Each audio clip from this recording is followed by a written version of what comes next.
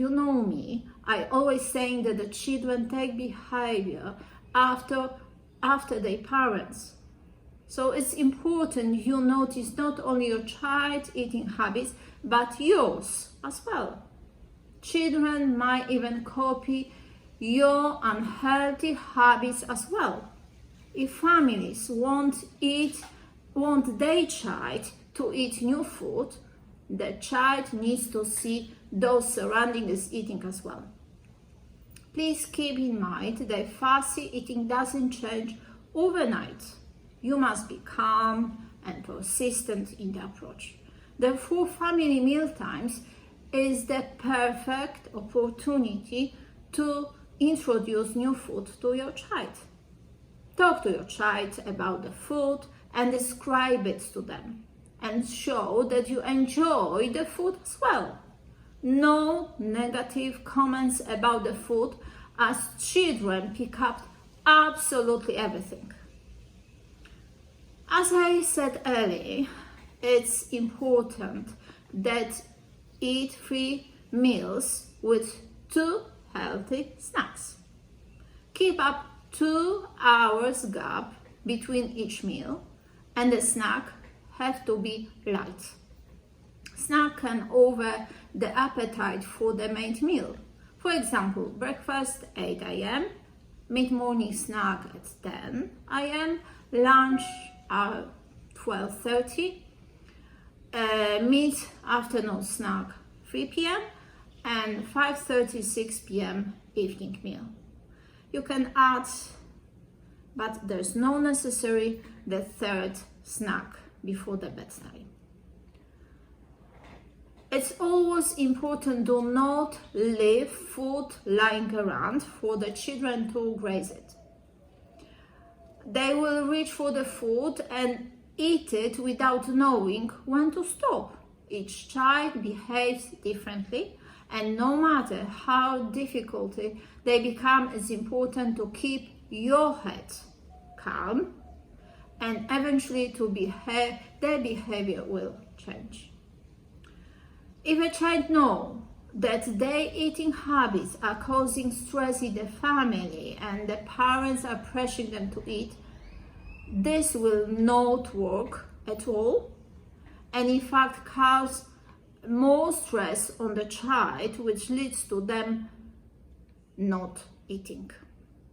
It's important to offer rewards for the behavior, and it comes to new food. Often them prize for trying new food, sitting nicely at the table, or behave politely. However, what must be remembered is that food is not a prize. What can be a prize is going out to the park, reading a book with the child, or having some fun game later on. If food is used as a prize, it creates a notion that in order to get the treat, the undesired food must be eaten.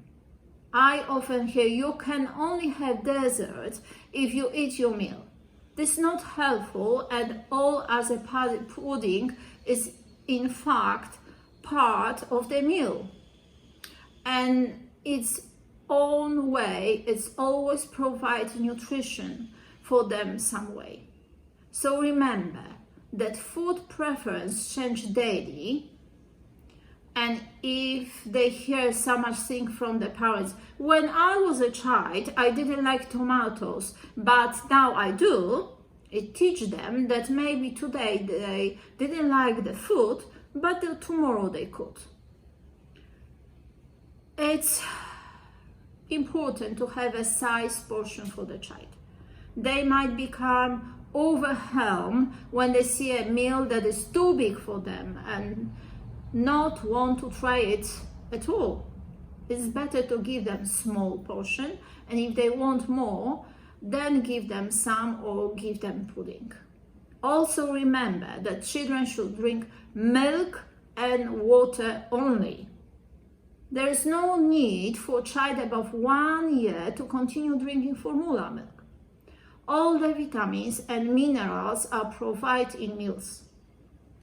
Above 1 year, The milk should be drinking as cow's milk. Children should also be receiving vitamin D3 in drops as well. There isn't enough amount of vitamin D3 in food for children. I often meet with parents who personally think that child is eating too little and attempt to force feed them milk as they are falling asleep. This is terrible habit, as children have their own regulation and in their own body, and this also causes them do not be hungry later on. It is always quite dangerous and can cause choking. I have also heard that parents expect their child to have clean eating from the very beginning and force them to swallow food by stuffing the dummy in their mouth. As well, don't use any syringes to force feed your child.